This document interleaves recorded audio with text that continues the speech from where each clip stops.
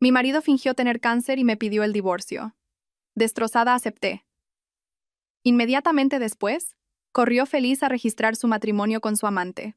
Pero cuando mi abogado me informó que había heredado 100 millones de euros, la familia de mi exmarido me suplicó que volviera. Sonreí con desdén y dije una sola palabra: largo. Estaba sentada, paralizada, en el sofá de cuero color crema. Mis manos, entrelazadas con fuerza, descansaban sobre mis rodillas. Sobre la mesa de centro de nogal había un fajo de papeles blancos y delgados. Parecía inofensivo, pero las letras de tinta negra impresas en él tenían el peso de 1000 toneladas, oprimiendo el aire de nuestro espacioso salón hasta hacerlo sofocante. Frente a mí estaba Damián, el hombre con el que había compartido mi vida durante 5 años. Estaba algo más delgado, con ojeras oscuras, y su rostro, siempre impecablemente cuidado, ahora parecía demacrado y pálido, un aspecto perfecto para el papel que intentaba interpretar. Iría, dijo Damián con voz ronca, conteniendo una tos seca. Sé que esto es repentino, y créeme, no quería que las cosas terminaran así. Pero el médico dice que no me queda mucho tiempo. Empujó el fajo de papeles hacia mí. Cáncer de páncreas en fase terminal. Dicen que como mucho, 6 meses. Incliné la cabeza para que mi largo cabello ocultara mi rostro, para ocultar la sonrisa burlona que amenazaba con aparecer en mis labios.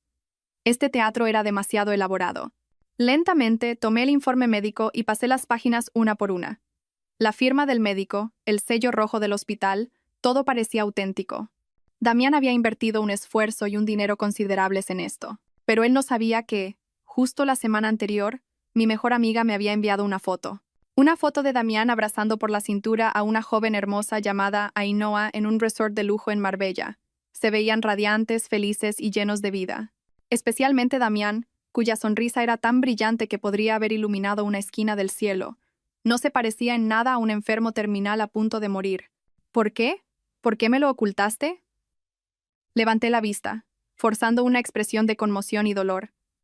Mis ojos comenzaron a llenarse de lágrimas. Había practicado esta expresión frente al espejo cientos de veces. Tenía que actuar a la perfección para que Damián no sospechara lo más mínimo. Damián se inclinó sobre la mesa y tomó mi mano. Su mano estaba helada. No quería que te preocuparas. Mira, estos últimos meses he estado inventando viajes de negocios, pero en realidad iba a recibir tratamiento, sin éxito. No quiero ser una carga para ti y para nuestra familia. Iria, divorciémonos. La palabra divorcio, pronunciada con suavidad, fue como un cuchillo directo a mi corazón. No por el dolor, sino porque confirmaba todo lo que había sospechado. Quería su libertad, quería estar oficialmente con su amante y quería deshacerse de mí de la forma más pacífica posible para poder quedarse con esta casa, esta empresa, todos los bienes que habíamos construido juntos. O, mejor dicho, los bienes que en su mayoría me había dejado mi padre. No, no estoy de acuerdo, retiré mi mano, negando con la cabeza mientras las lágrimas caían sin control. Si estás enfermo, yo te cuidaré. Pase lo que pase, no te abandonaré. Hicimos nuestros votos. Damián suspiró, un suspiro lleno de agotamiento y falsa nobleza. Iria, no seas ingenua. No quiero pasar mis últimos días viéndote sufrir por mí. Quiero que encuentres a otro hombre, uno mejor, que pueda cuidar de ti. Considera esto lo último que hago por ti. Ya he preparado todos los papeles. Te dejaré esta casa, y te transferiré todas mis acciones de la empresa. No necesito nada. Sus palabras sonaban tan dulces, tan abnegadas, pero yo sabía perfectamente que nuestra empresa estaba ahogada en deudas después de un proyecto fallido dirigido por el propio Damián. Y esta casa estaba hipotecada al banco. Me estaba dejando un completo desastre, mientras él planeaba huir con el dinero de la caja B que había estado desviando en secreto durante mucho tiempo. Miré profundamente a los ojos de Damián, tratando de encontrar algún rastro del hombre que una vez amé. Pero todo lo que vi fue engaño, cálculo y una crueldad escalofriante. Mi padre me había advertido sobre Damián. Decía que un hombre de origen humilde con una ambición desmedida no se detendría ante nada para conseguir sus objetivos. En aquel entonces, yo era joven y creía en el amor. Discutí con mi padre, pensando que tenía prejuicios. Ahora, cada una de sus palabras resonaba en mí. Apoyé la cabeza en la mesa, mis hombros temblando. Mi llanto era ahogado y sonaba verdaderamente lastimero. Damián se levantó, rodeó la mesa y me abrazó. Tranquila, no llores más. Todo irá bien. Solo hago esto por tu bien. Dejé que me abrazara. En mi interior no había dolor, sino un vacío aterrador. El amor, la confianza. Todo se había hecho añicos. Lo único que quedaba era un odio latente que ardía en silencio. De acuerdo, Damián. Si quieres actuar, actuaré contigo. Haré el papel de la esposa abandonada y digna de lástima. Y veremos quién es el que acaba llorando de verdad al final. Levanté el rostro. Mis ojos llenos de lágrimas lo miraron. Sí, si es lo que quieres, acepto. Damián se sobresaltó un poco. Probablemente no esperaba que yo accediera tan rápido. Pero entonces, un destello de alegría cruzó su rostro. Tan fugaz que si no hubieras estado prestando atención, te lo habrías perdido. Rápidamente lo ocultó con una expresión de dolor. Gracias, Iria. Gracias por entenderme, dijo, con la voz cargada de una gratitud fingida. Pero yo sabía que por dentro estaba celebrando haberse librado de mí tan fácilmente. El telón de su obra estaba a punto de caer, y yo estaba lista para mi propia función.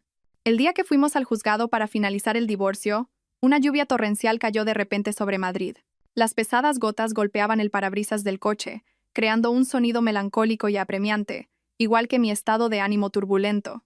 Damián estaba a mi lado, al volante, con una impaciencia apenas disimulada. Llevaba un traje impecable. Probablemente en cuanto saliera de aquí, iría directamente a otro lugar para empezar su nueva vida. Ya está hecho, dijo Damián, rompiendo el silencio en el coche. A partir de ahora, cuídate mucho. Si necesitas algo, llámame. Solo emití 1 milímetros de mi garganta, con la vista fija en la ventanilla. ¿Llamarte? ¿Para qué? ¿Para oírte hablar de tu nueva felicidad o para felicitarte a ti y a ella? Pensé para mis adentros, pero no lo dije. No quería malgastar ni una palabra más con este hombre. El coche se detuvo frente a la puerta de casa. Abrí la puerta y salí sin una palabra de despedida. Damián tampoco se demoró.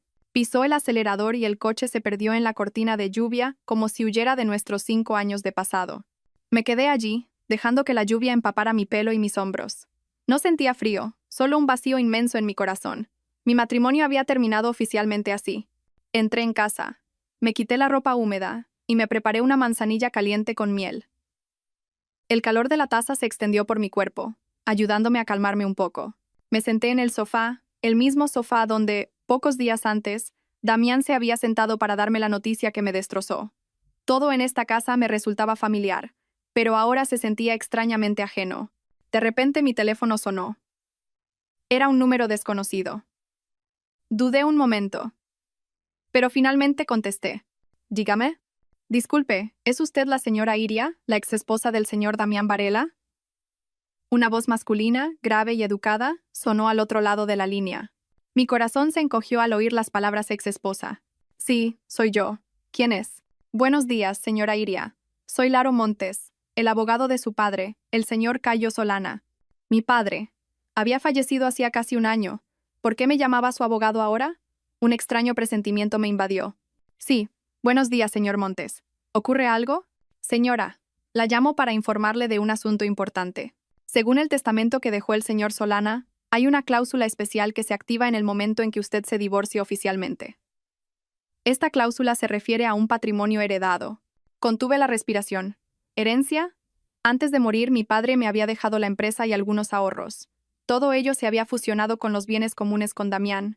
¿Acaso había algo más? El abogado Montes continuó.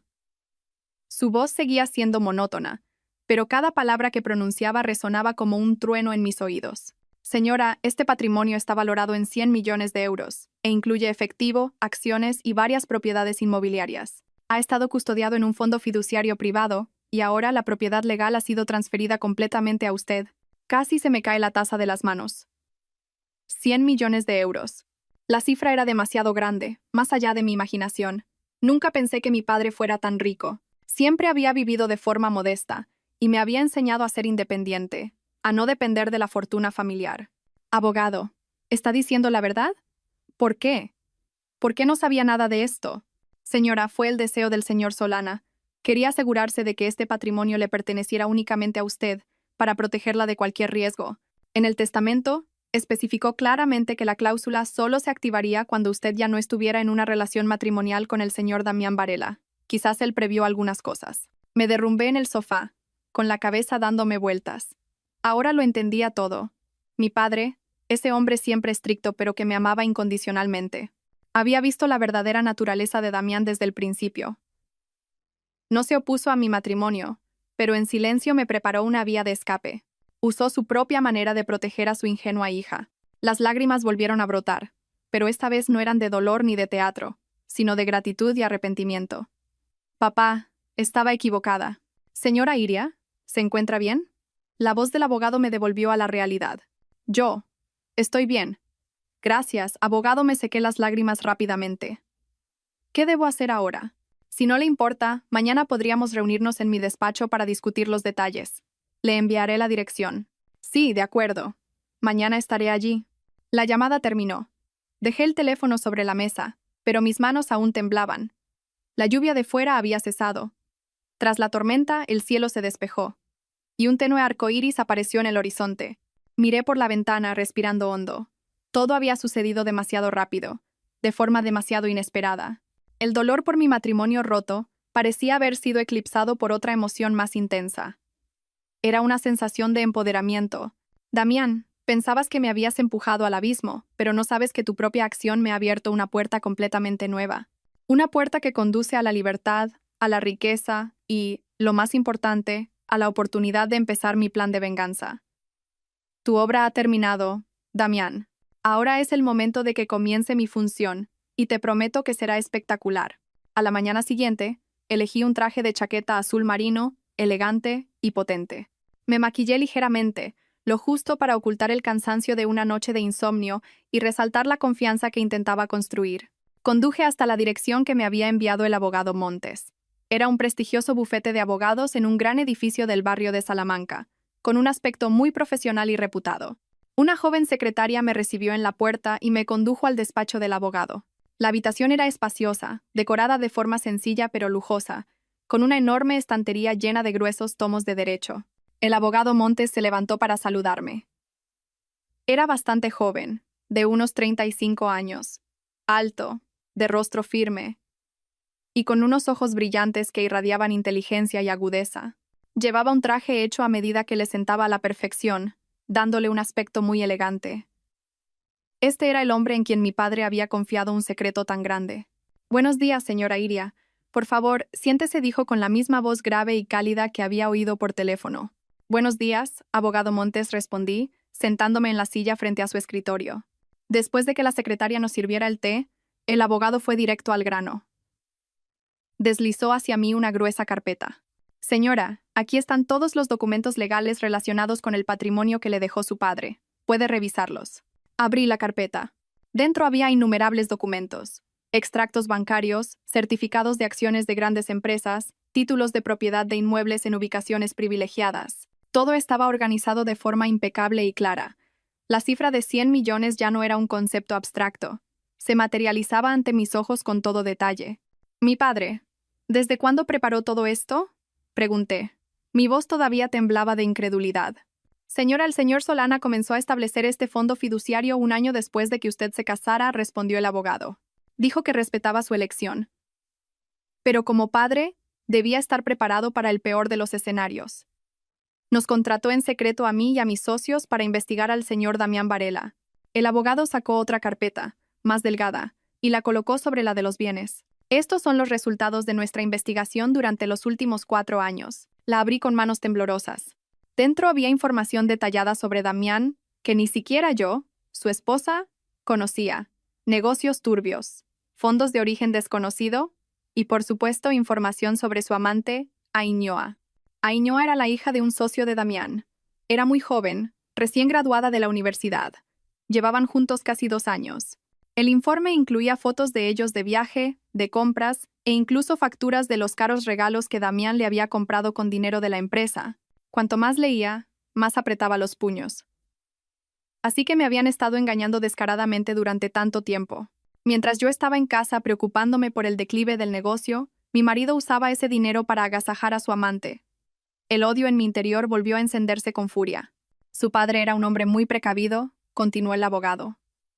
No solo creó este fondo, sino que también estableció múltiples cortafuegos legales a su alrededor. Esto aseguraba que el señor Varela o cualquier otra persona no pudiera tocar ni un céntimo de este patrimonio, incluso mientras fueran legalmente marido y mujer. El divorcio fue solo la llave final para abrir la puerta. Levanté la vista hacia el abogado. Hablaba de forma tranquila y profesional, pero en sus ojos vi empatía y respeto. No era solo un abogado, sino el fiel colaborador de mi padre. Abogado Montes. Quiero preguntarle algo, dije con voz decidida. Con este dinero y con estas pruebas, ¿qué puedo hacer contra Damián Varela? El abogado me miró por un momento y luego asintió levemente, como si hubiera anticipado mi pregunta. Señora Iria, su padre le ha dejado un arma muy poderosa. La cuestión es cómo quiere usarla. Puede elegir olvidarlo todo, usar este dinero para empezar una nueva vida en otro lugar. Hizo una pausa y me miró directamente a los ojos. O puede usarlo para reclamar justicia para usted misma.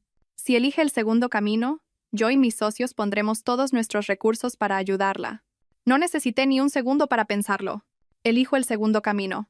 La traición de Damián no era solo mi dolor personal, también pisoteaba el amor y el sacrificio de mi padre. No podía permitir que el hombre que había engañado a mi familia viviera cómodamente y feliz a costa del sufrimiento de otros. Tenía que hacerle pagar por todo lo que había hecho. Quiero que lo pierda todo, dije, mi voz fría como el hielo. Su carrera, su reputación, e incluso a la mujer por la que me abandonó. Quiero que pruebe la sensación de ser arrojado al fondo de la sociedad, la misma sensación que él me provocó. El abogado asintió seriamente. Entendido. Entonces, comencemos a trazar el plan. Primero, necesitamos consolidar su poder.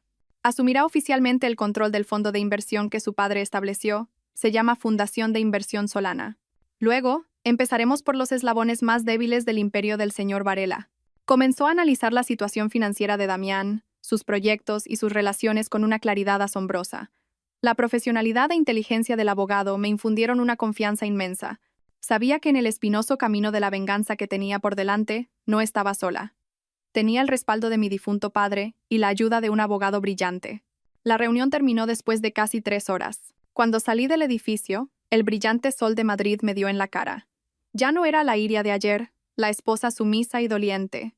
Ahora era la presidenta de la Fundación de Inversión Solana, con una fortuna colosal en mis manos y un sofisticado plan de venganza. Espérame, Damián. El juego acaba de empezar.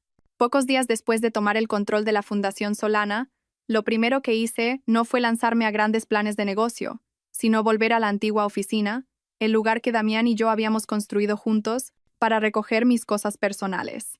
Quería cerrar ese capítulo de forma definitiva. Cuando entré, el ambiente se volvió denso. Todas las miradas se clavaron en mí.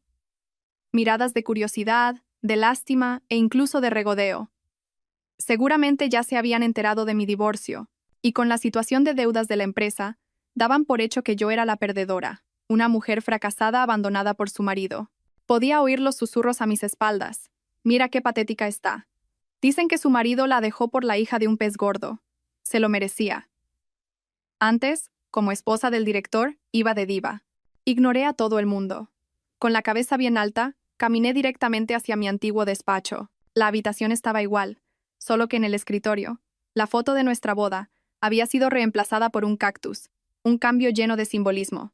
En silencio, empaqué mis pertenencias en una caja de cartón, algunos libros, unos cuantos recuerdos. Nada demasiado importante. Decidí que iba a deshacerme de todo lo que perteneciera al pasado. Mientras estaba recogiendo mis cosas, Elia, la joven asistente a la que yo misma había formado, entró. De toda la empresa, Elia era la única que me había tratado con sinceridad. Venía de una familia humilde, pero era muy trabajadora y honesta. Señora Iria, llamó en voz baja, con los ojos llenos de lágrimas. Lo siento mucho. No sabía que las cosas iban a terminar así. Le sonreí. No te preocupes, Elia. Son cosas de mayores. Gracias por toda tu ayuda durante este tiempo. Saqué de mi bolso una pequeña caja de terciopelo y se la di. Tengo un pequeño regalo para ti. Como agradecimiento. Elia abrió la caja con vacilación. Dentro había una elegante pluma Montblanc. Era el regalo que había planeado darle cuando la ascendieran. Pero ahora ya no era necesario. Oh, señora Iria, esto es muy caro. No puedo aceptarlo, dijo Elia agitando las manos. Cógela, insistí. Te la mereces. Sigue trabajando duro. Aunque yo ya no esté aquí, espero que tengas un futuro brillante. La abracé suavemente y, cogiendo mi caja, salí del despacho. Al pasar por los escritorios de mis antiguos compañeros, me detuve un momento. Los miré directamente, a aquellos que hacía un momento cotillaban sobre mí, y les dediqué una sonrisa brillante y enigmática que no pudieron entender. Adiós a todos, me voy. Me miraron atónitos, probablemente sin entender por qué una fracasada como yo podía estar tan tranquila y feliz. No dije nada más. Salí de la empresa con la cabeza alta, dejando atrás sus miradas de sorpresa y confusión. Al salir de mi antiguo lugar de trabajo, no fui directamente a casa. Conduje hasta una lujosa urbanización nueva en La Moraleja, donde sabía que Damián y Ainhoa acababan de mudarse.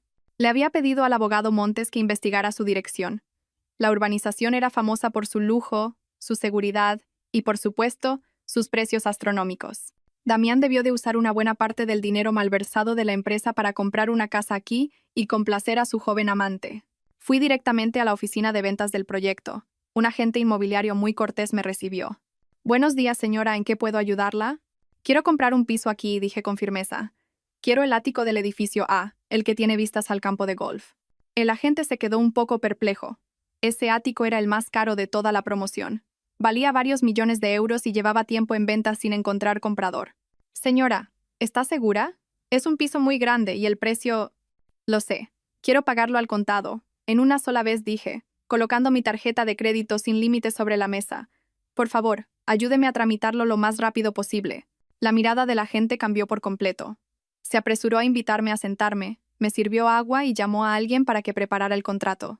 Todo el proceso fue increíblemente rápido. En una sola tarde me convertí en la propietaria del apartamento más lujoso de la urbanización. ¿Y lo más interesante? Mi ático estaba en la última planta del edificio A. El apartamento de Damián y Ainhoa estaba en la planta 15 de ese mismo edificio. Desde mi balcón, podía ver su nidito de amor con total claridad. Esa noche, después de recibir las llaves, me quedé en el ventoso balcón de mi nuevo apartamento con una copa de Rioja en la mano. A mis pies, la ciudad se iluminaba con un brillo espectacular. Podía ver la cálida luz que salía de las ventanas del apartamento de la planta 15. Seguramente en ese momento, Damián y Ainhoa estarían cenando, disfrutando de la felicidad que me habían robado. Tomé un sorbo de vino, su sabor ligeramente tánico se extendió por mi boca. «Damián, ¿te sorprenderá saber que la exesposa a la que acabas de abandonar es ahora tu vecina? Y no una vecina cualquiera, sino una de una clase completamente diferente. No haré nada escandaloso. Solo estaré aquí, justo encima de ti, como una presencia silenciosa, un recordatorio constante de lo que has hecho. Tu vida pacífica se ha acabado. Esto es solo el principio. La reina ha vuelto, y esta vez recuperaré todo lo que es mío». La Fundación de Inversión Solana se estableció oficialmente solo una semana después de recibir la herencia. Nuestra oficina estaba en la planta más alta de una torre financiera en el corazón de Madrid, con ventanales que ofrecían una vista panorámica de la ciudad. El nombre Solana no solo era el apellido de mi padre, sino que también evocaba la paz y la prosperidad del sol, un recordatorio del propósito de todo lo que estaba a punto de hacer. Mi primer objetivo no fue Damián, sino Bruno, mi antiguo jefe en el estudio de arquitectura donde trabajé antes de ayudar a Damián. Bruno era un hombre arrogante e incompetente, pero un maestro en adular a sus superiores y robar el crédito de los demás. Me había humillado en múltiples ocasiones frente a mis compañeros, criticando mis diseños por ser femeninos y faltos de visión, mientras que a mis espaldas presentaba mis ideas como suyas. La última vez que lo vi fue en una fiesta de la empresa. Estaba borracho e hizo comentarios insinuantes, sugiriendo que había conseguido mi puesto por mis contactos y no por mi talento. En ese momento, para no avergonzar a Damián, me marché en silencio. Pero nunca olvidé esa humillación. A través de la red del abogado Montes, supe que la empresa de Bruno estaba en apuros. Había pedido un gran préstamo para invertir en un proyecto inmobiliario que se había estancado por problemas legales, dejando a su compañía al borde de la quiebra. Era la oportunidad perfecta. Envié a gente de Solana para que se acercaran a Bruno como un inversor interesado en adquirir su empresa. Al principio, Bruno se mostró arrogante. Pidió un precio desorbitado, pensando que éramos unos ingenuos con mucho dinero. No regateé. Di instrucciones a mi representante para que aceptara su precio de inmediato, incluso ofreciendo un poco más, con una única condición. La firma del contrato debía celebrarse con gran pompa en un hotel de 5 estrellas, con la presencia de la prensa y sus socios más importantes. Bruno cayó en la trampa fácilmente. Su codicia y su vanidad nublaron su juicio. Pensó que era la oportunidad de conseguir dinero y, al mismo tiempo, recuperar su prestigio, demostrando lo valiosa que era su empresa. El día de la firma, Bruno apareció impecablemente vestido, radiante, saludando a todo el mundo y presumiendo de su acuerdo millonario. No tenía ni idea de que la verdadera dueña de la Fundación Solana era la antigua empleada a la que tanto había despreciado. Yo observaba todo desde una sala privada a través de una cámara. Cuando llegó el momento de la firma, mi representante subió al escenario y pronunció un discurso. «Damas y caballeros, Antes de proceder a la firma, tengo el honor de presentar a la presidenta de la Fundación de Inversión Solana, la persona que ha tomado la decisión final en esta operación. Todas las miradas se dirigieron hacia el lateral del escenario. Salí con calma, luciendo un vestido de noche color borgoña y con el pelo recogido en un elegante moño. Cuando Bruno me vio, la sonrisa se congeló en su rostro. Balbuceó, sin poder articular palabra. «Hola, Bruno. ¿Cuánto tiempo sin vernos?», dije con calma, cogiendo la pluma de la mesa. «Parece que tu empresa sí que vale algo. Después de todo». Firmé el contrato con un trazo decidido. Luego tomé el micrófono. «Damas y caballeros», dije, mi voz resonando en la sala. «Soy Iria Solana, presidenta de la Fundación de Inversión Solana. Hoy, declaro oficialmente que hemos completado la adquisición de la totalidad de la empresa del señor Bruno Salas». Sonaron aplausos. Bruno seguía de pie, petrificado. Me volví hacia él, sonreí y añadí: «Y como nueva propietaria de la empresa, mi primera decisión es despedir al director Bruno Salas. El motivo: incompetencia y falta de ética profesional. Tiene 30 minutos para recoger sus efectos personales y abandonar las instalaciones. El equipo de seguridad le asistirá». La sala se quedó en silencio. El rostro de Bruno pasó de pálido a lívido, y luego a un rojo intenso de ira y vergüenza.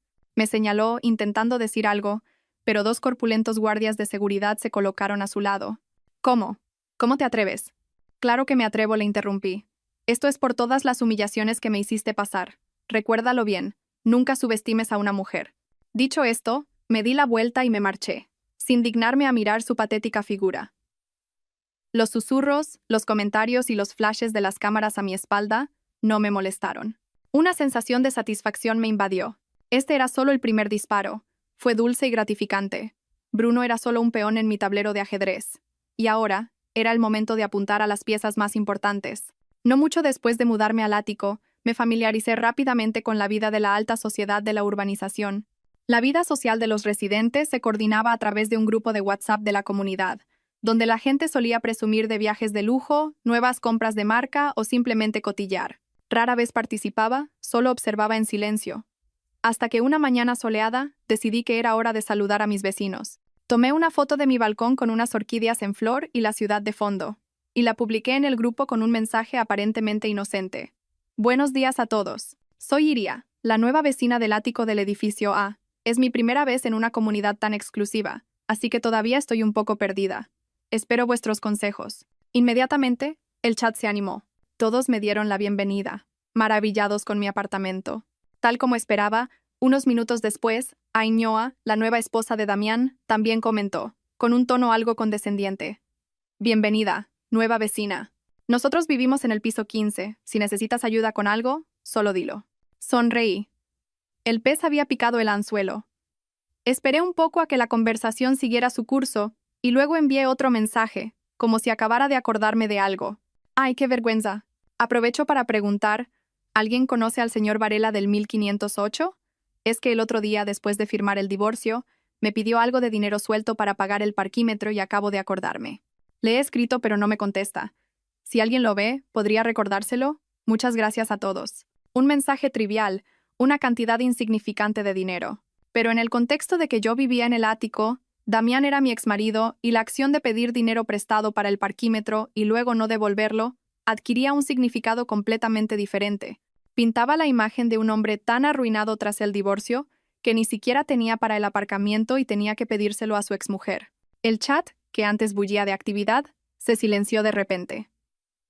Seguramente todos estaban haciendo capturas de pantalla y compartiéndolas. Unos minutos después, mi teléfono vibró. Era el número de Damián. «Dígame», contesté con dulzura. «Iria, ¿qué demonios estás haciendo?», gritó Damián al otro lado. «¿Qué estupideces estás diciendo en el chat de los vecinos? ¿Quieres dejarme en ridículo?» «Uy, ¿qué cosas dices?», fingí inocencia. «Solo preguntaba por lo del parquímetro. Si pides prestado, devuelves. No hay nada de qué avergonzarse. ¿O es que lo has olvidado?». La memoria de los enfermos a veces falla, ¿no? Enfaticé deliberadamente las palabras «los enfermos». Damián se quedó sin palabras. No podía admitir que no estaba enfermo, ni negar que me había pedido dinero, porque eso lo haría parecer aún más patético. «Tú eres increíble, Sisio. No juegues conmigo. Nunca me atrevería. Eres un enfermo terminal. Debo mostrarte respeto», dije con sarcasmo. Bueno, si no es nada más, cuelgo. Tengo una reunión en la fundación. Adiós. Colgué sin darle la oportunidad de decir nada más. Había ganado el primer asalto de esta guerra psicológica con facilidad.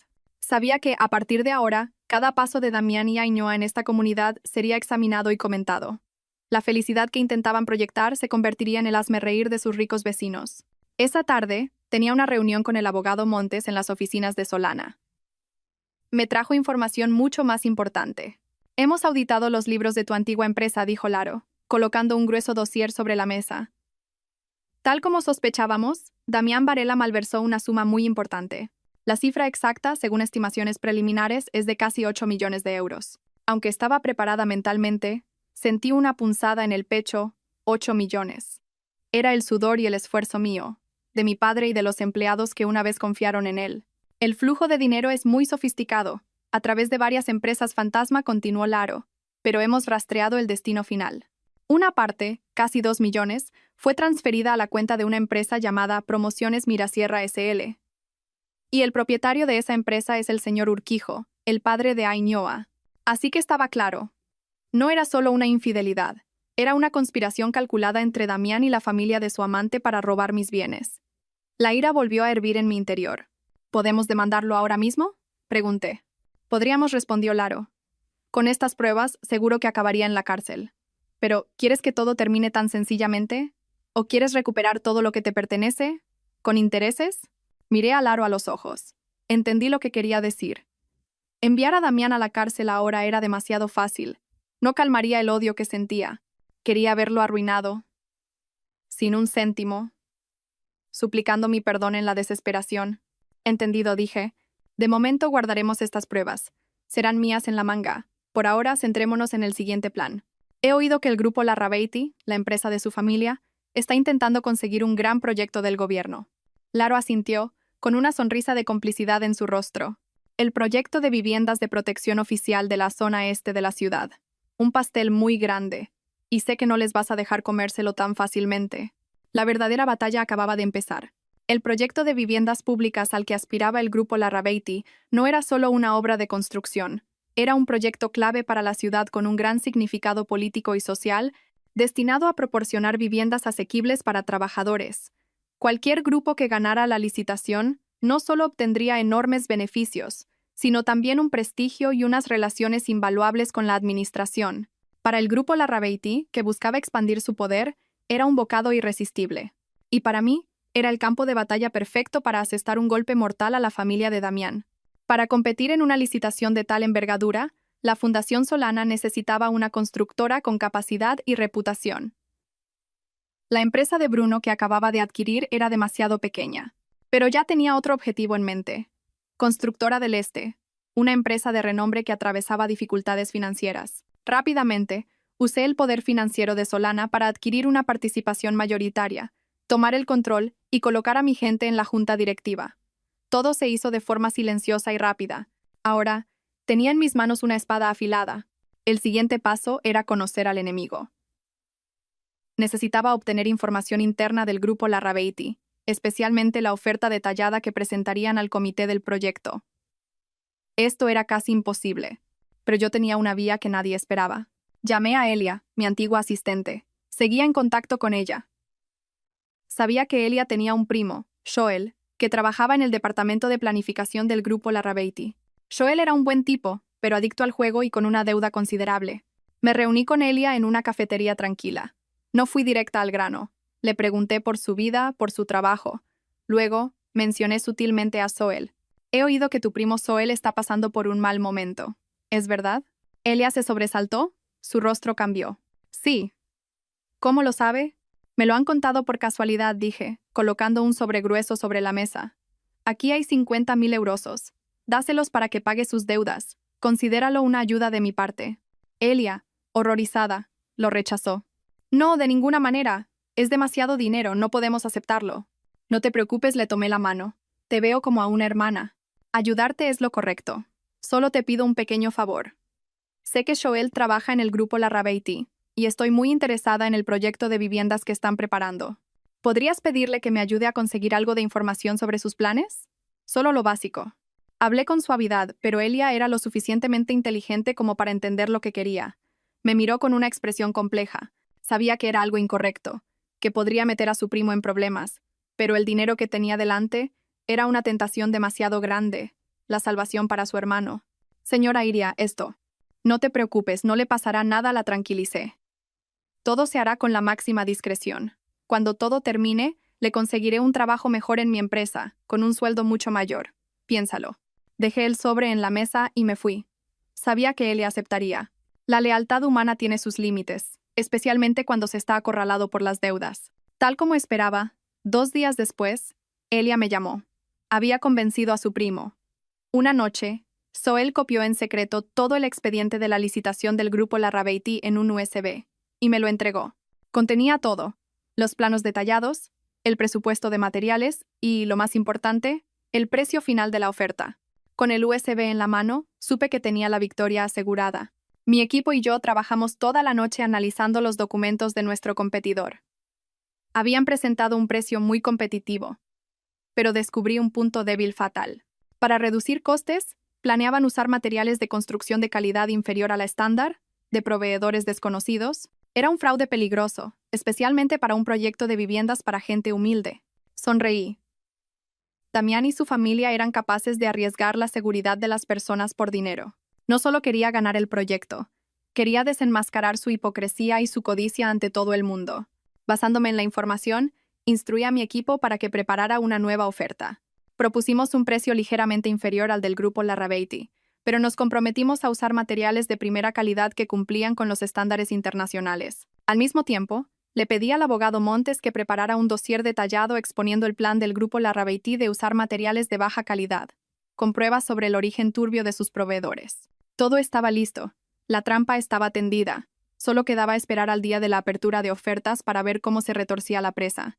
Unas semanas antes de la apertura oficial de la licitación, la Asociación de Constructores celebró su gala anual en uno de los hoteles más lujosos de Madrid. Era un evento que reunía a los grandes nombres del sector. Un lugar para hacer contactos y también para exhibir estatus. Sabía que la familia de Damián y el grupo Larrabeiti no podían faltar, y decidí que sería el escenario perfecto para mi regreso.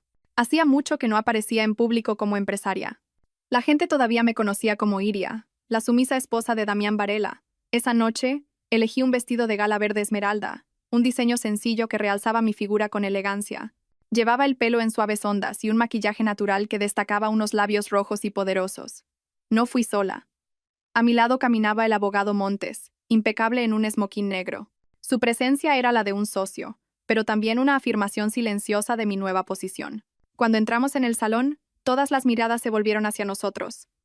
La música pareció detenerse por un instante, y comenzaron los susurros. Estaban sorprendidos, no solo por mi presencia, sino por mi aura completamente diferente. Ya no era la mujer de mirada triste y resignada. Ahora, mi mirada era aguda y segura. Cada paso que daba irradiaba el aplomo de alguien que tiene el control. Y entonces los vi.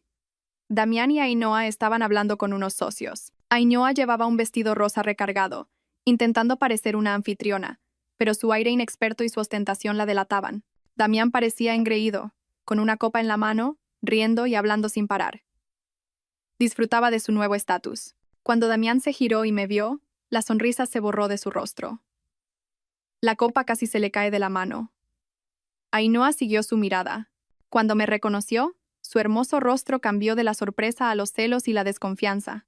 Sonreí, levanté mi copa para saludarlos desde lejos, y, junto al abogado Montes, caminé tranquilamente hacia ellos. Cuanto más me acercaba, más evidente era el desconcierto en el rostro de Damián. «Iria, ¿qué haces aquí?», balbuceó. «¿Por qué no iba a estar aquí?», repliqué con calma. «Es una gala del sector de la construcción». «Ah, se me olvidaba presentarme». Me volví hacia los socios que estaban con Damián, con un tono de voz lo suficientemente alto para que los de alrededor pudieran oír. «Soy Iria Solana, presidenta de la Fundación de Inversión Solana.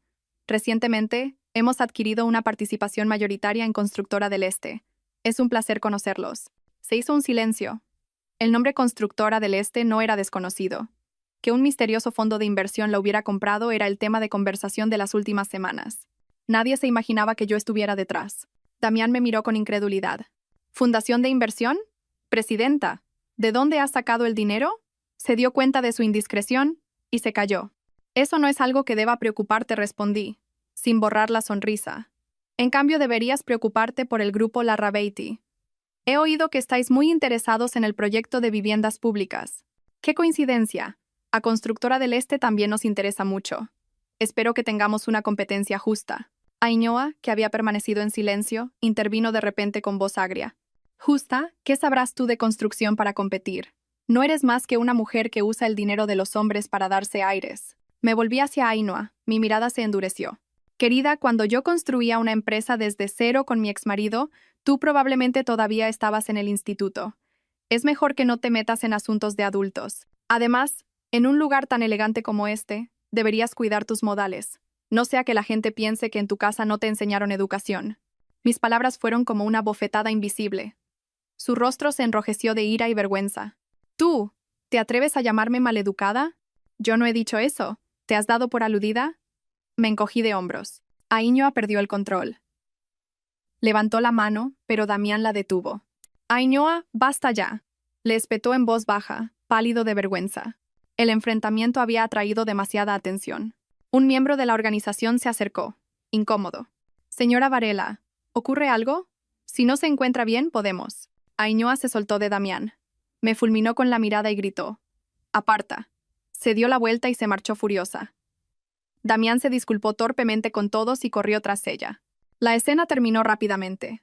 Yo me quedé allí, bebiendo mi vino con calma.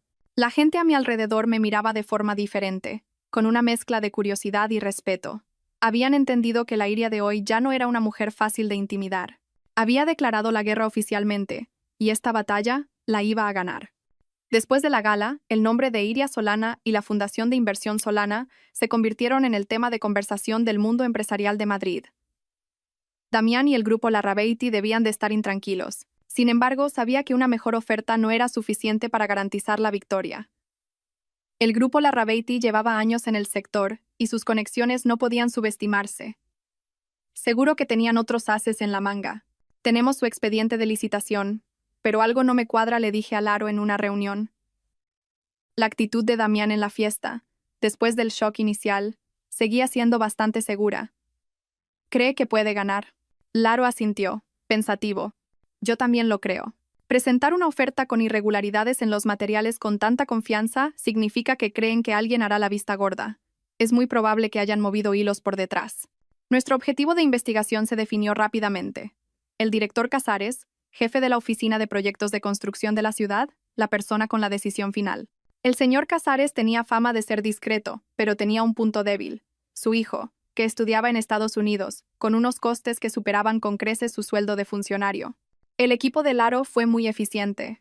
En una semana, descubrieron un flujo de dinero sospechoso. Una gran suma había sido transferida desde una empresa fantasma del grupo Larrabeiti a la cuenta de un pariente lejano de la esposa del director Casares. Días después, ese dinero se envió a Estados Unidos para su hijo como una beca al talento de una fundación educativa desconocida. El rastro era enrevesado, pero no para nuestros expertos financieros. Y hay más, dijo Laro, pasando a otra página. Hemos investigado la empresa de ingeniería que preparó la propuesta técnica para el grupo Larrabeiti. Es Diseños Atlas, y su director, el señor Ibáñez, es el tío materno de Ainhoa. Sonreí con ironía. Una red de intereses perfecta. La familia de la futura esposa unida para saquear las arcas públicas. Damián lo había planeado todo, pero no contaba con que yo aparecería para desbaratarlo. Reúne todas las pruebas, le dije a Laro. Extractos de cuentas, fotos de Damián reuniéndose en privado con el director Casares en un restaurante discreto, declaraciones de empleados descontentos de Diseños Atlas. Necesitamos un caso irrefutable. Mientras Laro se centraba en las pruebas de soborno, yo presionaba al grupo Larrabeiti desde otro frente, los proveedores de materiales. Con el poder financiero de Solana y la creciente reputación de Constructora del Este, me reuní en privado con los principales proveedores de cemento y acero que trabajaban con el grupo Larrabeiti. No necesité decir mucho. Les ofrecí contratos exclusivos a largo plazo con mejores precios y una sutil advertencia sobre el riesgo de asociarse con un grupo bajo sospecha de prácticas ilegales. Los empresarios son muy astutos. Entendieron que el barco del grupo Larrabeiti se estaba hundiendo y buscaron un salvavidas más seguro. En poco tiempo, varios proveedores importantes anunciaron el cese de su colaboración con el grupo Larrabeiti, alegando diversas razones. Su cadena de suministro se rompió, sus obras en curso se paralizaron y sus acciones empezaron a caer en picado. La familia de Damián entró en una crisis real, y esto era solo el preludio de la sinfonía de venganza que les había compuesto. El día de la apertura de la licitación se acercaba, y sería el día en que cayera el último telón. El día de la apertura de la licitación se celebró en un ambiente solemne pero tenso en el Salón de Actos del Ayuntamiento de Madrid. Todas las partes interesadas estaban presentes, representantes de las constructoras, el comité del proyecto y numerosos periodistas. El abogado Montes y yo nos sentamos en la primera fila. Enfrente, no muy lejos, estaban Damián y su padre, Silvestre Larrabeiti, presidente del grupo Larrabeiti. El señor Larrabeiti era un hombre de unos 50 años, de rostro severo pero con una mirada fría y calculadora. Cuando se anunciaron los resultados, la sala estalló. Constructora del Este, con el respaldo de la Fundación Solana, había ganado oficialmente la licitación.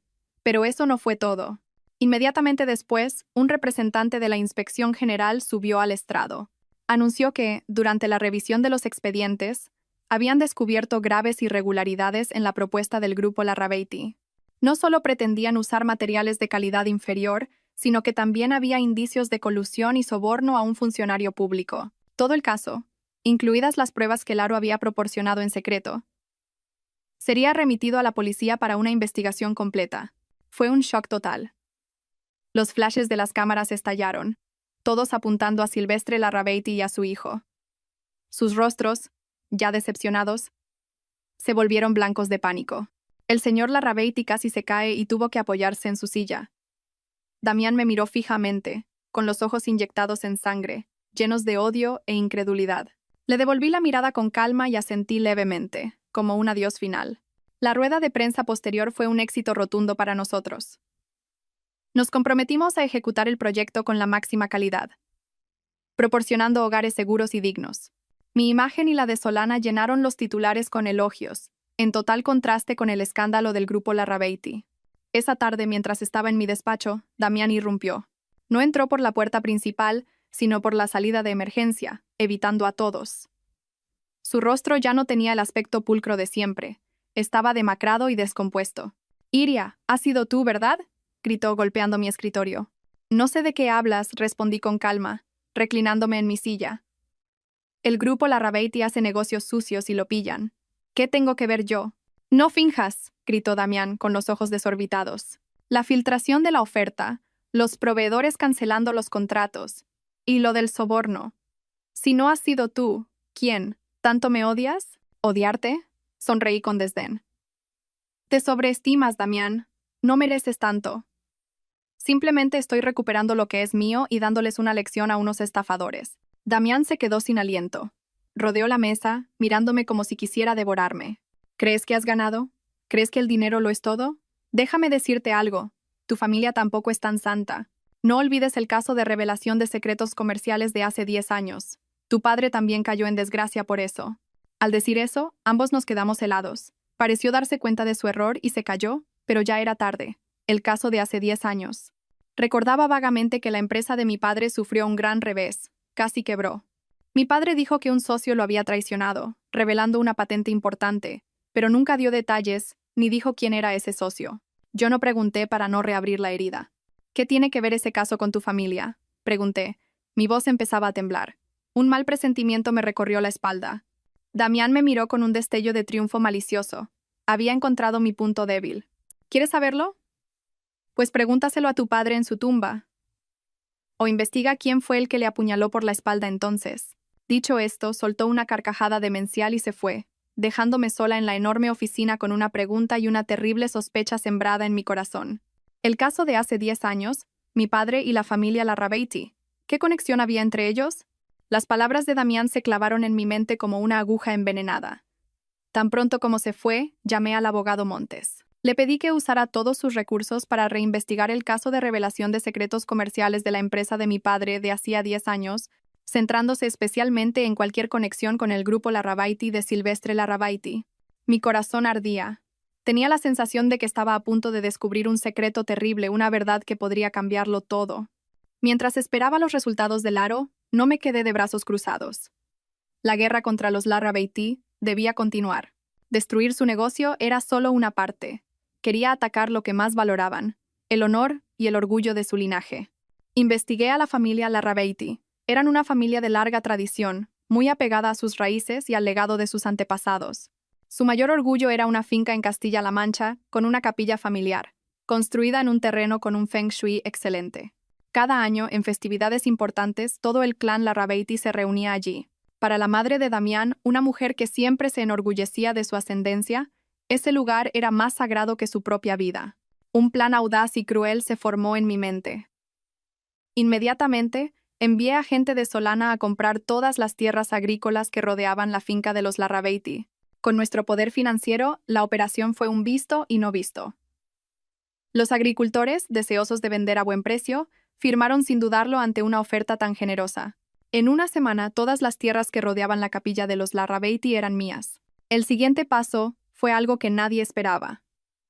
A través de los canales oficiales, hice una solicitud para donar todas las tierras recién adquiridas al ayuntamiento con una propuesta específica: construir una planta de tratamiento y transferencia de residuos para toda la comarca. Mis argumentos eran impecables. La zona estaba creciendo, la cantidad de residuos aumentaba, y se necesitaba un lugar centralizado para gestionarlos y proteger el medio ambiente. La ubicación era ideal, lejos de las zonas residenciales y con buen acceso. La noticia se difundió. El ayuntamiento aplaudió mi acto de civismo. Los residentes locales se alegraron de que por fin se solucionara el problema de la basura. Solo una familia estaba en ascuas: los Larrabeiti. No podían creer que su sagrado lugar de culto ancestral estuviera a punto de ser rodeado por una montaña de basura. El hedor, las moscas, los camiones entrando y saliendo día y noche. El feng shui arruinado, el honor familiar pisoteado. Era una humillación insoportable. Tal como esperaba, la primera en estallar fue la madre de Damián. Vino directamente a mi edificio para montar un escándalo. La seguridad le impidió subir a mi ático, así que se quedó en el vestíbulo, gritando e insultando. La observé tranquilamente desde las cámaras de seguridad. Finalmente, le di permiso para subir. La señora Adela Larrabeiti irrumpió en mi apartamento como un huracán. Su habitual aspecto distinguido había desaparecido, reemplazado por un rostro furioso y enrojecido. «Zorra, ¿cómo te atreves a hacer algo tan ruin?», siseó, señalándome. Con calma, serví una taza de té y se la ofrecí. «Señora, por favor, hablemos con calma. Si grita, los vecinos van a pensar mal». «Me da igual». Apartó la taza de un manotazo, que se hizo añicos en el suelo. «Tienes que detener ese proyecto asqueroso ahora mismo. Te daré el dinero que quieras, pero retira la donación de las tierras». Sonreí levemente. «¿Qué cosas dice, señora? Solo estoy haciendo algo bueno por la comunidad. ¿O es que a la familia Larrabeiti no le gusta ver la ciudad más limpia?» «Tú», la señora Adela temblaba de ira. «Haces esto para vengarte de Damián, de toda esta familia. Eres una mujer retorcida y malvada. Déjame decirte algo, no podrás con nosotros. Hace 10 años, tu padre se enfrentó a nosotros y mira cómo acabó. ¿No te acuerdas? No cometas su mismo error». Un brillo apareció en mis ojos. Había estado esperando esa frase. «Ah, así que fue eso. Así que hace 10 años fueron ustedes, los Larrabeiti, quienes arruinaron a mi padre». La señora Adela se quedó helada, dándose cuenta de su desliz, pero su arrogancia le impidió retroceder. «¿Y qué? Fue porque era un estúpido, no conocía sus límites. Y tú eres igual». «Gracias por la información», dije, levantando mi teléfono, que estaba grabando. Toda nuestra conversación, incluidas sus amenazas y su confesión, ha quedado grabada. Creo que a la policía le interesará mucho esta cinta. El rostro de la señora Adela se volvió blanco como el papel. Miró fijamente el teléfono, balbuceando. «Ahora, por favor, váyase». «No la acompaño», dije con voz gélida. «Y dígale a Damián que si quiere solucionar esto, que venga a verme con una actitud más sincera. Que no envíe a su madre a hacer el ridículo». La señora Adela salió tambaleándose, completamente derrotada. La observé irse con una sonrisa fría en los labios. ¿Les habría gustado este regalo sorpresa a los Larrabeiti? El escándalo de la ex-suegra acosando a su ex-nuera se convirtió en la comidilla de la ciudad. La grabación de audio, que accidentalmente se filtró, donde la señora Adela no solo me amenazaba, sino que admitía la implicación de su familia en la caída de mi padre hace 10 años, causó un terremoto. La reputación del grupo Larrabeiti, ya por los suelos tras el escándalo de la licitación, quedó completamente destruida. Los socios que quedaban se apresuraron a cortar lazos. La familia Larrabeiti quedó totalmente aislada. En esas circunstancias, Damián no tuvo más remedio que cambiar de táctica. Sabía que la agresión y las amenazas no funcionaban conmigo. Decidió volver al papel que mejor interpretaba. El de víctima. Me citó en una tetería tranquila en una callejuela. Acepté. Quería ver qué nuevo truco se sacaba de la manga. Damián llegó con un aspecto lamentable, sin afeitar, con la ropa arrugada y profundas ojeras. Parecía 10 años más viejo. En cuanto me vio, en lugar de sentarse, se arrodilló en el suelo.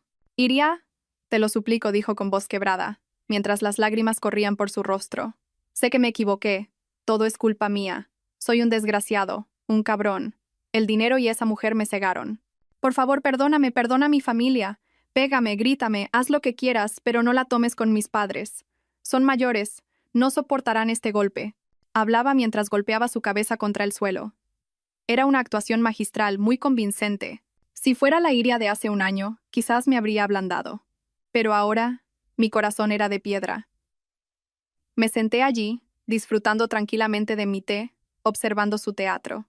«Levántate», dije, sin emoción. «El suelo está sucio». Al ver que no reaccionaba, Damián levantó la vista, con los ojos enrojecidos. «Iria, sé que todavía sientes algo por mí, ¿verdad? Tuvimos 5 años felices. Yo. Me divorciaré de Ainhoa. Volveré contigo. Empezaremos de nuevo. Y en cuanto al grupo Larrabeiti, le diré a mi padre que te lo venda todo al precio más bajo, como disculpa. Solo retira el proyecto de la planta de residuos y dile a la policía que todo fue un malentendido. ¿De acuerdo?» Me eché a reír, una risa fría.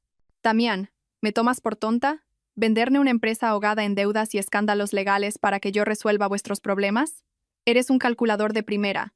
Tus súplicas son tan falsas como tus cálculos». El rostro de Damián cambió. Sabía que lo había calado.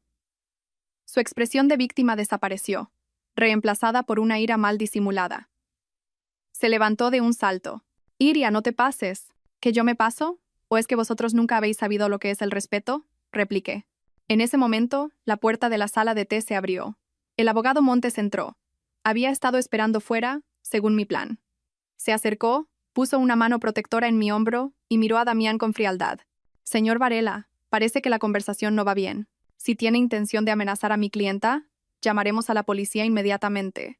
Damián miró a Laro y, de repente, palideció, con los ojos desorbitados por el pánico. Tartamudeó, señalándolo. Tú eres el abogado de pacotilla que representó a la familia de Iria en el juicio de hace 10 años. Tanto Laro como yo nos quedamos atónitos. Me volví hacia Laro, con una sensación de caos en mi interior. El abogado de mi padre en aquel juicio. ¿Era Laro? Porque nunca me lo había dicho. Damián soltó una carcajada demencial. «Ja, ja, qué bueno. Así que estabais compinchados desde el principio para engañarme. Qué lista eres, Iria. Hasta has recuperado a tu antiguo novio para vengarte de tu exmarido. ¡Vaya teatro! ¿Qué estupideces dices?», gritó Laro. Pero ya era tarde. Las palabras de Damián fueron como un martillazo en mi cabeza. Todo se estaba volviendo más complicado de lo que pensaba. Laro, la persona en la que más confiaba, el leal socio de mi padre. ¿Quién era realmente en esta historia del pasado? ¿Y por qué me lo había ocultado? 1000 preguntas surgieron en mi mente, sin respuesta.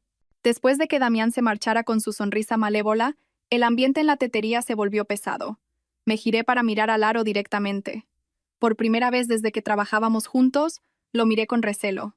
La confianza absoluta que tenía en él se había resquebrajado. «Laro», dije, intentando mantener la calma. «¿Es verdad lo que ha dicho Damián? ¿Fuiste tú el abogado de mi padre hace 10 años?» Laro no evitó mi mirada. Asintió, con una expresión de incomodidad y remordimiento. «Sí, señora. En aquel entonces yo era un recién licenciado, sin experiencia. Hice todo lo que pude, pero... ¿Por qué no me lo dijiste?», le interrumpí, mi voz subiendo de tono. «¿Por qué me ocultaste algo tan importante? ¿O es que tú también tienes algo que esconder en todo esto?». «No es así», se apresuró a explicar Laro. «No se lo dije porque no quería reabrir una herida. Ese caso fue un gran fracaso en mi carrera y mi mayor remordimiento, por no haber podido ayudar al señor Solana. Cuando él volvió a buscarme para gestionar el fondo fiduciario, me pidió que no mencionara el pasado. Dijo que no quería que eso la afectara a usted». Su explicación parecía lógica, pero la duda ya había echado raíces en mi corazón. «Damián te llamó mi antiguo novio.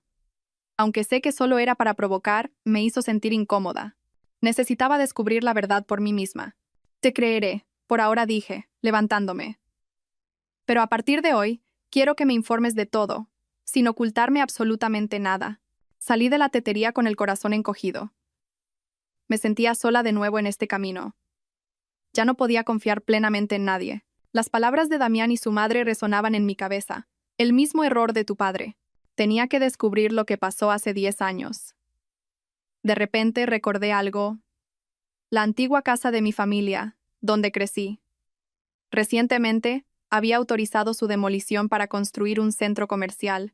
Todos los recuerdos de mis padres habían sido retirados, pero tuve el presentimiento de que mi padre podría haber dejado algo importante que no quería que nadie encontrara. Conduje directamente a la obra. La casa ya no estaba, solo quedaban escombros y muros a medio derribar. El polvo lo cubría todo. Hablé con el encargado de la obra y le pedí que detuvieran temporalmente la demolición en la zona del antiguo despacho de mi padre. Por favor, que sus hombres tengan cuidado en esta área, dije, señalando los cimientos. Mi padre era muy meticuloso. Podría haber escondido documentos importantes. El encargado me miró con escepticismo, pero asintió. Me quedé allí, bajo el sol abrasador, observando cada palada de tierra. El tiempo pasaba lentamente. Cuando estaba a punto de rendirme, un obrero gritó: «Señora, aquí hay algo». Corrí hacia allí. Bajo el viejo suelo de cemento, tras levantar una tabla de madera podrida, había una pequeña caja de metal oxidada por el tiempo. Mi corazón latía con fuerza. Era esto. El obrero me ayudó a sacar la caja. La cerradura estaba tan oxidada que no se podía abrir. Tuvimos que usar una barra de hierro para forzarla. Dentro, cuidadosamente envuelto en una tela de seda descolorida, había un cuaderno de cuero viejo y gastado. Con manos temblorosas, abrí el cuaderno. La caligrafía familiar de mi padre apareció ante mí. Era su diario. Me senté en un montón de ladrillos, sin importarme el polvo, y empecé a leer. Página tras página, el diario revelaba un pasado doloroso que nunca había conocido. Mi padre y Silvestre Larrabeiti habían sido grandes amigos, empezando juntos desde cero. Habían desarrollado una patente revolucionaria en materiales de construcción, pero la codicia cambió a Silvestre. Robó la patente, la registró a su nombre y expulsó a mi padre de la empresa que habían fundado juntos. Mi padre lo llevó a juicio. El joven y apasionado pero inexperto abogado que lo defendió era Laro. El diario detallaba los meses de lucha solitaria de mi padre. Silvestre usó su dinero y poder para comprar testigos y falsificar pruebas. Mi padre perdió el juicio de forma humillante. No solo perdió su creación, sino también a su mejor amigo. Su empresa fue aplastada por el grupo Larrabeiti hasta la quiebra. El mayor dolor de mi padre no fue la pérdida material, sino la traición. Y entonces, la última página del diario me dejó petrificada. Mi padre había escrito: «No entiendo por qué Silvestre me odia tanto. No es solo por la patente. Parece haber un rencor más profundo que desconozco. Ha jurado que hará pagar a toda mi familia, que hará sufrir a mi hija. Debo proteger a Iria a toda costa». Cerré el diario. Las lágrimas corrían por mis mejillas. Ahora lo entendía todo. Damián se acercó a mí, se casó conmigo, no por amor, sino como parte del cruel plan de venganza de su padre. Mi matrimonio, mi felicidad. Todo había sido un teatro construido sobre el odio de la generación anterior. Mi odio ya no era solo hacia Damián, sino hacia toda la familia Larrabeiti. No solo me vengaría por mí, sino también por mi padre. La conmoción del diario de mi padre me llevó varios días para calmarme. El odio entre nuestras familias era mucho más profundo de lo que imaginaba. Ya no era la historia de un marido infiel, sino una conspiración de venganza que abarcaba una generación. Esto solo fortaleció mi determinación. Mientras tanto, la situación de la familia de Damián empeoraba. El grupo Larrabeiti estaba al borde de la quiebra, con deudas bancarias que no podían pagar. El lujoso apartamento donde vivían Damián y Ainhoa estaba a punto de ser embargado. De ser una niña rica, Ainhoa tuvo que enfrentarse a la dura realidad. Y cuando el barco se hunde, las ratas son las primeras en huir. Una noche, recibí una llamada de un número desconocido. Una voz familiar pero temerosa sonó al otro lado. Soy yo, Ainhoa. Me sorprendió un poco. ¿Por qué me llamas? Quiero verte. Hay algunas cosas que creo que te interesará mucho ver, dijo Ainhoa vacilante. Pero tiene que ser en secreto, que Damián no se entere. Dudé. No sabía qué tramaba, pero mi instinto me dijo que podría ser una oportunidad. De acuerdo. Hora y lugar. Los decido yo. Nos reunimos en una pequeña cafetería escondida en un callejón. Llegué temprano y elegí una esquina discreta para observar. Poco después, llegó Ainhoa. Ya no era la joven glamurosa y altiva de antes. Ahora parecía agotada y demacrada. Llevaba un vestido sencillo, mascarilla y gafas de sol. Mirando a su alrededor con nerviosismo. En su brazo vi un moretón. Siéntate, tía. Ainhoa se sentó y se quitó la mascarilla y las gafas. Su hermoso rostro tenía algunos arañazos y el labio hinchado. «¿Fue Damián, verdad?», pregunté, aunque ya sabía la respuesta. Asintió, con los ojos llenos de lágrimas. Desde que la empresa empezó a tener problemas, ha cambiado por completo. Bebe, juega y luego descarga su ira en mí. Dice que todo es culpa mía, que mi familia es inútil por no ayudarle. Es un monstruo. Guardé silencio, sin mostrar compasión. Era el camino que ella había elegido. No me has llamado solo para quejarte, ¿verdad? Ainhoa respiró hondo para calmarse. Sacó un pequeño USB negro de su bolso y me lo deslizó. Aquí está todo lo que necesitas, dijo. Damián es muy cuidadoso, pero también muy arrogante. Guarda todas las pruebas de sus negocios ilegales, contratos de blanqueo de dinero, libros de contabilidad B, todo en su ordenador personal. Cree que nadie puede tocarlo, pero yo he hecho una copia de todo. Miré el USB y luego a Ainhoa. ¿Por qué haces esto? ¿Por qué lo traicionas? Ainhoa sonrió con amargura. ¿Traicionarlo?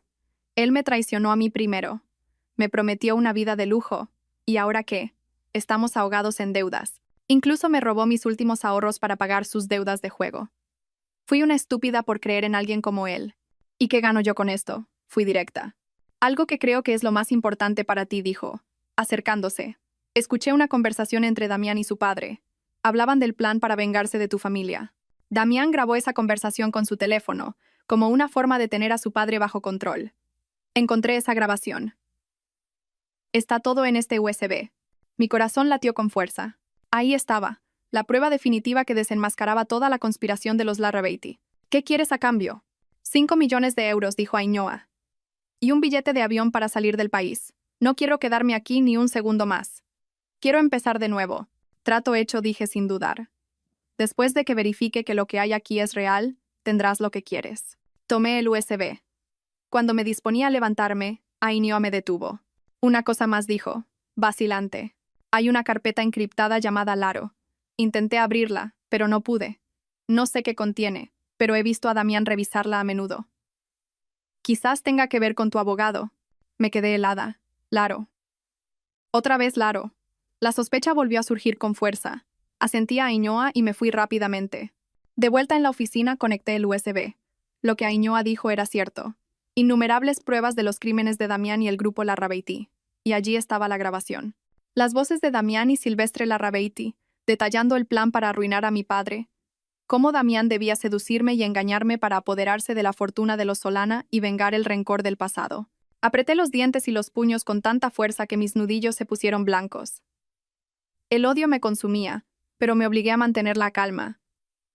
Busqué la carpeta encriptada llamada Laro. Tal como dijo Ainhoa, requería una contraseña compleja. Sabía que no podía abrirla por mi cuenta, pero tampoco podía dársela a Laro. ¿Qué debía hacer? Este pequeño USB era mi arma definitiva y al mismo tiempo una bomba de relojería que podría destruirlo todo. Sosteniendo el USB, sentí como si quemara en mi mano. Contenía el poder para destruir a la familia Larrabeiti. Pero también sembraba en mí una gran duda sobre Laro, la persona en la que más me apoyaba. No podía actuar a ciegas. Lo primero que hice fue cumplir mi promesa a Ainhoa. Transferí 5 millones de euros a una cuenta suya en el extranjero y le compré un billete de primera clase a Canadá. No quería tener a alguien tan poco fiable como ella cerca.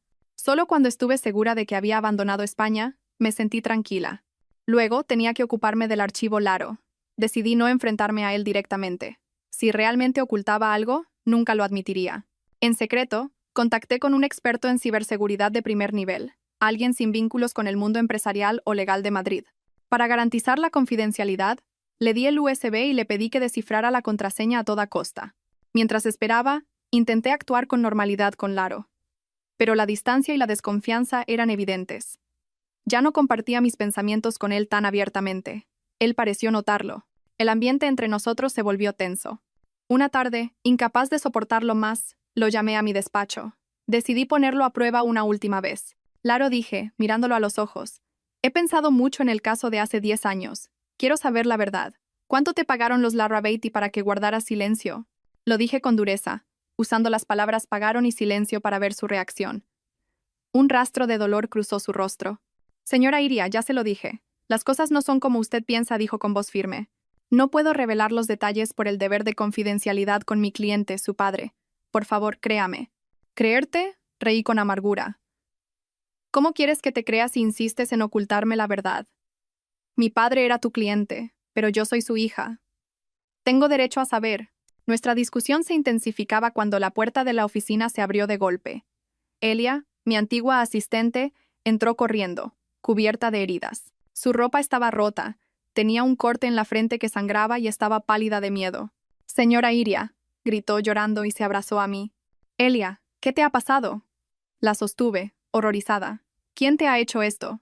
Laro también corrió hacia nosotros, preocupado. ¿Llama a una ambulancia? No. No hace falta, dijo Elia, sin aliento. Estoy bien. Tengo que decirle algo. Temblando, sacó de su bolsillo otro teléfono con la pantalla rota. Después de darle el USB, me sentía culpable por mi primo. Pero sabía que los Larrabeiti eran mala gente. Volví a la antigua oficina, fingiendo que buscaba algo, y coloqué un micrófono en el despacho de Damián. Conseguí pruebas de que transfirió más dinero a otro funcionario para evitar la cárcel. Pero me descubrió. Me pegó y me quitó el teléfono con la grabación. Por suerte pude enviar el archivo a este teléfono de respaldo. Elia temblaba mientras hablaba. Dijo que no nos dejaría en paz ni a usted ni a mí. Señora Iria, tengo mucho miedo. La abracé con fuerza, sintiendo una mezcla de ira hacia Damián y compasión por esta chica inocente que se había arriesgado por mí. Damián se había convertido en un animal acorralado. Estaba dispuesto a todo. Tranquila, estoy aquí, la calmé, pero mi corazón era un torbellino. Laro, llama a seguridad para que refuercen nuestra protección y avisa a la policía. Esta vez no dejaré que se escape. La situación se había vuelto extremadamente peligrosa. Sabía que no podía esperar más. Tenía que dar el golpe final antes de que Damián hiciera daño a alguien más. Damián se había vuelto loco y peligroso. Sabía que no se detendría ante nada para silenciar a quienes conocían sus secretos. No podía quedarme esperando su próximo movimiento. Decidí asestar el golpe final, un golpe público que no le diera oportunidad de defenderse. Anuncié a los medios que la Fundación Solana organizaría una gran gala benéfica en el Hotel Palace de Madrid, uno de los lugares más lujosos de la ciudad. El propósito era recaudar fondos para ayudar a mujeres víctimas de violencia de género y emprendedoras en dificultades. Toda la élite empresarial, política y social fue invitada. Sabía que, aunque no quisieran, Silvestre Larrabeiti y Damián tendrían que asistir. Su ausencia en un evento tan significativo solo empeoraría su imagen pública. Preparé la gala con esmero. No era solo un acto benéfico, era mi escenario final. Había preparado un video con todas las pruebas contra Damián. Las fotos con Ainhoa mientras fingía estar enfermo. La grabación de la conversación con su padre sobre el plan de venganza. Los documentos de malversación, blanqueo y soborno. Todo se proyectaría en la gala. La noche del evento, aparecí con un vestido de gala negro brillante, como un cielo estrellado. Quería ser la oscuridad que estaba a punto de devorar a mi enemigo. Laro me acompañaba, pero había una distancia invisible entre nosotros. Él no conocía mi plan, y yo no conocía su secreto. La gala fue espectacular. Luces, música clásica, copas de champán y conversaciones superficiales. Los Larrabeiti llegaron. Silvestre parecía demacrado y envejecido. Damián intentaba mantener la compostura, pero su mirada no dejaba de buscarme, llena de rencor y miedo. En el punto álgido de la noche, subí al escenario. Todos los focos se centraron en mí. Damas y caballeros, empecé, con voz firme y clara. Estamos aquí para ayudar a mujeres que han tenido menos suerte. Yo misma soy una mujer que ha sufrido traición, engaño y dolor. La historia que voy a contarles es la inspiración de esta fundación. Hice una señal. La gran pantalla detrás de mí se iluminó y el video comenzó. La sala quedó en silencio, y luego estalló en murmullos de asombro a medida que la verdadera cara de Damián quedaba al descubierto. Él y su padre se quedaron sin sangre en el rostro. Intentaron huir, pero mi equipo de seguridad se lo impidió. «Iria, ¿cómo te atreves?», gritó Damián desesperado. Cuando el video terminó con las imágenes de las heridas de Elia, tomé el micrófono de nuevo, con la voz entrecortada. Y esta es la joven valiente que me ayudó a destapar la verdad y que fue brutalmente agredida por este criminal. Ella debería haber estado aquí esta noche. En ese momento, Damián, en un arrebato de locura, arrebató un micrófono de la banda. «Todo es mentira. Esa zorra me está difamando, no la crean», El verdadero despreciable es el abogado que está a su lado. Fue él quien, hace 10 años, aceptó un soborno de mi padre para perjudicarlos a ellos. La sala volvió a conmocionarse. Todas las miradas se dirigieron a Laro. Él se quedó paralizado, pálido. En medio de ese caos, mi teléfono vibró. Era un número del hospital. Un mal presentimiento me invadió. Dígame. ¿Es usted Iria Solana? Dijo una enfermera con voz alarmada. Llamamos para informar de que la señorita Elia acaba de sufrir un grave accidente de tráfico frente al hotel. Un testigo dice que el conductor que la atropelló era el señor Damián Varela. El teléfono se me cayó de las manos. Todo el sonido a mi alrededor se desvaneció. Solo vi el rostro horrorizado de Laro y la sonrisa demente de Damián antes de que todo se volviera negro. No sé cómo llegué al hospital. Todo estaba borroso. Solo veía la luz blanca de los pasillos y el olor a desinfectante. Laro corría a mi lado, llamándome, pero no oía nada. Mi mente solo podía ver a Elia en un charco de sangre y las palabras de la enfermera. Todo es culpa mía. Si no la hubiera metido en esto. Llegamos a urgencias. La puerta estaba cerrada, la luz roja de quirófano encendida. Me derrumbé en un asiento, temblando incontrolablemente. La culpa y la impotencia me carcomían. Laro se sentó a mi lado y me puso una mano en el hombro. Iria, cálmate. Elia estará bien. ¿Calmarme? Grité llorando. ¿Cómo quieres que me calme? Elia está ahí dentro luchando por su vida, y el que le ha hecho esto sigue libre. ¿El que te ha calumniado a ti también? Me volví hacia él, con el rostro bañado en lágrimas. Dime la verdad. ¿Qué es eso del soborno que dijo Damián? ¿A estas alturas todavía vas a ocultármelo? Laro me miró con una expresión de dolor y remordimiento. Apretó los puños y finalmente, con gran determinación, habló con voz ronca. De acuerdo, te lo contaré todo, pero prométeme que, oigas lo que oigas, mantendrás la calma. Me contó que, hace 10 años, después de que mi padre perdiera el juicio, estaba devastado. Sabía que no podía vencer a Silvestre Larrabeiti por la vía legal, pero no se rindió. Se reunió en secreto con él y lo amenazó con pruebas de una evasión de impuestos del grupo Larrabeiti, forzándole a pagarle una compensación. El dinero que Damián llamó soborno era en realidad la indemnización que tu padre le arrancó a los Larrabeiti. Pero para guardar las apariencias, firmaron un acuerdo de confidencialidad que, como abogado, tuve que respetar. Por eso no podía decírtelo. Se lo juré a tu padre. Me quedé atónita. Mi padre no había sido débil, había luchado a su manera. Pero eso no es todo, continuó Laro, con voz sombría. Después de la muerte de tu padre, siempre sentí que algo no encajaba. Su salud se deterioró demasiado rápido. Investigué por mi cuenta y descubrí algo terrible. Me miró, con dificultad. Iria, es posible que tu padre no muriera de una enfermedad. Tengo pruebas que sugieren que Silvestre Larrabeiti lo estuvo envenenando lentamente durante mucho tiempo con una hierba difícil de detectar. Hacía que los síntomas parecieran los de la vejez, pero en realidad fue un asesinato. La sangre se me heló. Envenenamiento. Asesinato. Mi enemigo no era solo un estafador, era un asesino a sangre fría. No solo arruinó a mi padre, le quitó la vida. Un odio supremo, capaz de quemarlo todo, me invadió. En ese momento, la puerta del quirófano se abrió. Un médico salió, agotado. ¿Familiares de la paciente Elia? Ha superado la fase crítica, dijo, quitándose la mascarilla. Ha tenido suerte, pero el impacto fue muy fuerte. Sufre un traumatismo cráneoencefálico y múltiples lesiones. Necesitará mucho tiempo para recuperarse, y si despertará o no, solo el tiempo lo dirá. Laro y yo suspiramos aliviados, pero el corazón seguía encogido. Trasladaron a Elia a la UCI.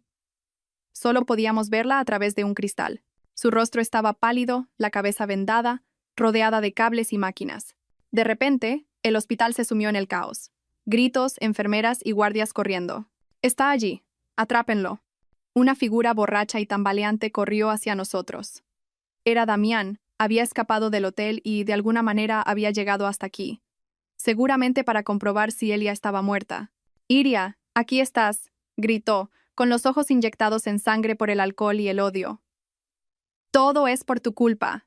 Has destruido mi vida». Los guardias intentaron reducirlo, pero él se resistió con furia. En el forcejeo, nos señaló a Laro y a mí, y rió como un maníaco. ¿Creen que han ganado? Mi padre se cargó a tu padre, y yo me cargaré a vosotros.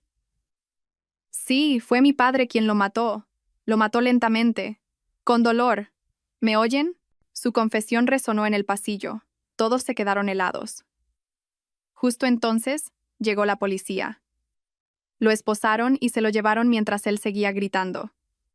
Todo sucedió muy rápido. Su confesión frente a la policía y múltiples testigos se convirtió en la prueba irrefutable, pero no sentí satisfacción, solo un agotamiento inmenso. Nos permitieron entrar a ver a Elia. Me senté a su lado y tomé su mano fría. De repente, sus dedos se movieron. Sus ojos se abrieron lentamente. Señora, Iria. Su voz era un susurro. Elia, has despertado. Tengo que decirle, dijo con dificultad. Yo no soy una simple asistente. Soy la hija ilegítima de Silvestre Larrabeiti. Laro y yo nos quedamos petrificados. Mi madre fue engañada y abandonada por él, continuó, con lágrimas corriendo por sus mejillas. Me acerqué a usted para vengarme de él. Encontré la prueba final. La carta de suicidio que escribió confesándolo todo. Está en la caja fuerte de la antigua finca de los Larrabeiti. Tiene que conseguirla. Dicho esto, se desmayó por el agotamiento. Pero sus palabras habían desvelado la última pieza del rompecabezas. Una verdad que nadie podía imaginar. La noticia sobre la verdadera identidad de Elia y la carta de confesión llegó de alguna manera a oídos de Damián mientras estaba detenido, probablemente por un policía corrupto. Para Damián fue el golpe de gracia. Sabía que si esa carta salía a la luz, su familia estaría acabada. La locura lo empujó a su último acto. Aprovechando un descuido durante un traslado, atacó a la policía y escapó. Su único objetivo ahora era el hospital, silenciar a Elia y destruirme a mí. Tras escuchar a Elia, Laro y yo alertamos a la policía y nos preparamos para ir a la finca de los Larrabeiti. Pero un mal presentimiento me invadió. No me sentía tranquila dejando a Elia sola. Laro, ve tú con la policía. Yo me quedo aquí un poco más, a esperar noticias de los médicos. Laro dudó, pero accedió. Ten mucho cuidado, volveré enseguida. Cuando se fueron, volví a la habitación de Elia. El hospital de noche estaba silencioso. Mientras caminaba por el pasillo, una sombra salió de una esquina, me tapó la boca y me arrastró. El olor a alcohol y sudor agrio me golpeó. Era Damián. Me llevó al aparcamiento subterráneo, un lugar desierto y sin cámaras.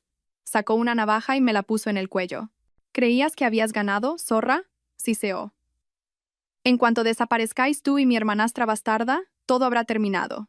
Damián, estás loco. Entrégate e intenté mantener la calma. ¿Entregarme? Rió a carcajadas. ¿Para pudrirme en la cárcel? Nunca. Te llevaré a reunirte con tu padre. Me arrastró hacia su coche. En ese momento un grito resonó. Damián. Era Laro. Había vuelto. No se había quedado tranquilo. Al verlo, Damián se puso aún más violento. Llegas justo a tiempo. Moriréis juntos, como dos tortolitos. Me empujó con fuerza y se abalanzó sobre Laro con la navaja. Los dos hombres forcejearon. Laro, aunque no era un luchador, se defendió con valentía para protegerme. En medio del caos cogí un extintor y lo golpeé en la espalda con todas mis fuerzas. Damián se tambaleó. La navaja se le cayó. Laro aprovechó para derribarlo e inmovilizarlo. Justo entonces sonaron las sirenas de la policía. Habían notado algo extraño y habían regresado. Decenas de agentes armados nos rodearon. Esta vez, Damián no tenía escapatoria. Fue esposado y arrestado, su mirada todavía llena de odio hacia mí. Me quedé allí, sin aliento, sintiendo que las piernas me fallaban. Laro corrió a abrazarme. ¿Estás bien? ¿Te ha herido?